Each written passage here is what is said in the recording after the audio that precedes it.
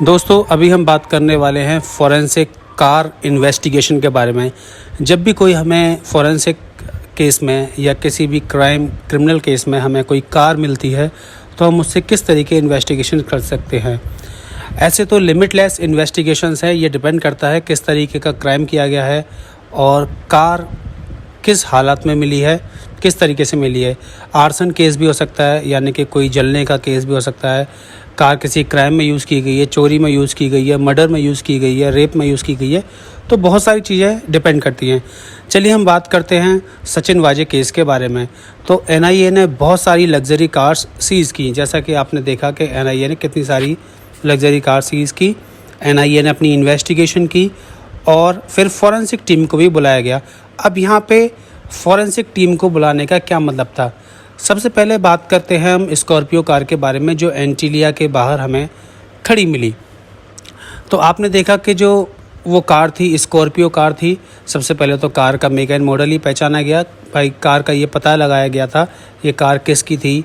तो डेफिनेटली जो उसकी डिटेल्स हैं, जो चेसिस नंबर है और जो नंबर प्लेट वगैरह है, ये सब तो आप जानते ही हैं, बहुत ही आम बात है, हर कोई इन्वेस्टिगेशन कर लेता है।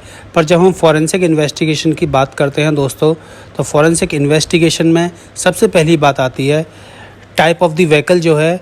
तो कोई, जैसे कि एक पुलिस वाले थे सचिन वाजे, तो उन्होंने इतने लग्जरी कार्स यूज़ की। क्या वो सारी लग्जरी कार्स उन्हीं के नाम पर अलॉटेड थी, और अगर नहीं थी तो वो लग्जरी कार्स किसकी थी। जब ये पता चल जाता है दोस्तों किसकी थी, तो बहुत सारे क्वेश्चंस के आंसर ऑटोमेटिकली मिल जाते हैं। दूसरी बात आती है फॉरेंसिकली अगर हम देखें तो जो कार्स थी कब प्रोक्योर की गई, यानी कि किस टाइम पर ख़रीदी गई, किस टाइम पर ली गई, ये सब सर्कमस्टेंशियल एविडेंसेस हैं। फॉरेंसिक एविडेंस पे आते हैं दोस्तों कार के एक्सटीरियर के बारे में। अब कार के एक्सटीरियर से हमें पता चलता है कार पर कोई फिंगरप्रिंट्स लगे हुए हैं, कार पर कोई स्क्रैच मार्क हैं, या कार के टायर्स पर कोई सॉइल, डस्ट मटेरियल या वेजिटेशन जिसे हम कहते हैं, कहाँ से चल के आई है, कहाँ से पार्क की गई है, यानी कि उसके टायर मार्क्स वगैरह, इस तरीके की चीज़ें देखी जाती हैं। और कार पर बाहर कोई किसी तरीके का कोई एविडेंस, ट्रेस एविडेंस, यानी कि ब्लड या इस तरीके का कोई एविडेंस तो नहीं है, ये भी देखा जाता है। अब सीधे सचिन वाजे केस की बात करते हैं। जैसे कि मनसुख हिरेन की हत्या की गई, तो कार के अंदर का जो इन्वेस्टिगेशन होता है दोस्तों, सबसे पहले हम जिसको प्रीलिमिनरी एग्जामिनेशन कहते हैं, उसमें हम कार के पूरे इंटीरियर्स को देखते हैं, यानी कि कोई चीज़ हमें संदिग्ध तो नहीं लग रही, कोई ऐसी चीज़ जो कार की एसेसरी, कुछ भी ऐसी एसेसरी जो एक्स्ट्रा लगाई गई है या इस तरीके से यूज़ की गई है, या कार में कोई ऑब्जेक्ट पड़ा हुआ है बाहर पहले इस तरीके का। उसके बाद उसके ग्लोव बॉक्स को खोला जाता है। जो ग्लोव बॉक्स यानी कि डैशबोर्ड में जो बॉक्स होता है उसको खोला जाता है। उसमें सारे पेपर्स, सारे डॉक्यूमेंट्स या जो भी चीज़ें हैं उन सब की इन्वेस्टिगेशन की जाती है। उन सब पे से फिंगरप्रिंट्स लिए जा सकते हैं और उन सब पे से कोई भी ऐसी चीज़, जैसे कि मनसुख हिरेन के केस में जो 5-6 रूमाल उसके मुंह में ठूसे गए थे, या जो मास्क था वो सब था, इस तरीके का इन्वेस्टिगेशन किया जाता है। दूसरी चीज़ आती है दोस्तों, सीट पर जो फाइबर्स थे, यानी कि कौन बैठा था, कौन नहीं बैठा था, किस तरीके का। और जैसा कि आपने देखा कि सीसीटीवी कैमरे में जो फिर फुटेजेस कैद हुई उनमें कौन कौन था, ये सब उससे पता चल सकता है।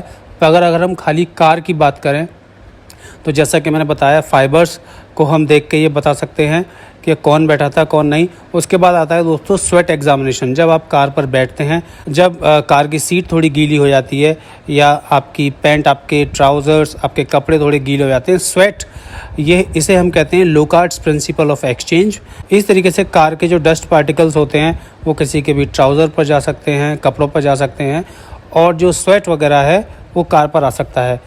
हम खाली सीट की बात नहीं कर रहे हैं दोस्तों, कोई भी आप कार में बैठते हैं तो आप हैंडल टच करते हैं, जो पकड़ने का हैंडल होता है उसे टच करते हैं, डोर ओपन हैंडल होता है उसे आप टच करते हैं, या डोर ओपन नॉब जैसे कहते हैं उसको आप टच करते हैं। उस पर स्वेट मिलते हैं, उस पर फिंगरप्रिंट मिल सकते हैं। और जब आपको स्वेट मिल सकता है तो दोस्तों उससे काफ़ी कुछ फर्दर एनालिसिस, आप ये समझें कि डीएनए एनालिसिस तक वहाँ से हो सकती है। जब ABO एंटीजन यानी कि जो आपके ब्लड ग्रुप में एंटीजन्स होते हैं, जब वो भी अगर पर्सन सीक्रेटर है तो एंटीजन्स भी मिल सकते हैं। और अगर कार में किसी की हत्या की गई है या कार में कुछ ऐसी चीज़ की गई है तो सलाइवा है या कुछ भी है, पूरा एग्जामिनेशन इस तरीके से कार से किया जा सकता है। दोस्तों, अगर बात करें कार डिक्की की, तो कार डिक्की में हमें बहुत सारे एविडेंसेस मिल सकते हैं। कार डिक्की में यूज़ हुए टूल्स, यानी कि किसी टूल से तो नहीं मारा गया है, कोई एक्स्ट्रा टूल है या कार के अपने ही टूल पड़े हुए हैं। अगर कार के अपने ही टूल पड़े हुए हैं दोस्तों, तो उन टूल्स में भी क्या वो टूल्स पे कोई टिश्यू लगा हुआ है, किसी को हेड इंजरी दी गई है या किसी तरीके से यूज़ किया गया है, कब यूज़ किया गया है, ये सारे एग्जामिनेशंस हमें कार से मिल सकते हैं। अब बात आती है कार पार्किंग की। कार पार्क कहाँ की गई है, कार कहाँ से चलाई गई थी और कहाँ तक पहुँची, यानी कि रूट ऑफ ट्रैवलिंग पूरा बहुत ज़्यादा इम्पोर्टेंट होता है इस केस में। और दोस्तों, NIA ने यही सब पता करके ये पता किया होगा कि पूरा सचिन वाजे कहाँ से कब किस जगह गए। और अगर कार में कोई इलेक्ट्रॉनिक डिवाइस है, यानी कि कार में अगर GPS इनबिल्ट है, तो केसेस और ज़्यादा आसान हो जाते हैं। अब आपको पता चला जैसे कि लग्जरी कार्स हैं, उन सब में इनबिल्ट GPS आते हैं, जो टच स्क्रीन एंड्रॉयड या iOS एप्लीकेशंस होती हैं, तो उनसे हमें काफ़ी पता लग सकता है। और इन्हीं चीज़ों के ज़रिए NIA ने ये केस बहुत जल्दी सॉल्व किया। क्योंकि आपको भी ये जानकर हैरानी हो रही होगी कि इतनी जल्दी सारी लोकेशंस कैसे पता चलती चली गई और कैसे पता चला।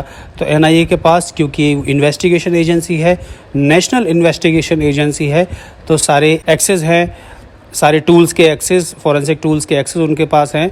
तो उन्होंने ये पता लगाते लगाते अपने फॉरेंसिकली उन्होंने मोबाइल लोकेशन भी ट्रेस की, कार की लोकेशन भी ट्रेस की, CCTV फुटेजेस भी ट्रेस की, और ये सारी चीज़ें इस तरीके से पता चलती चली गई।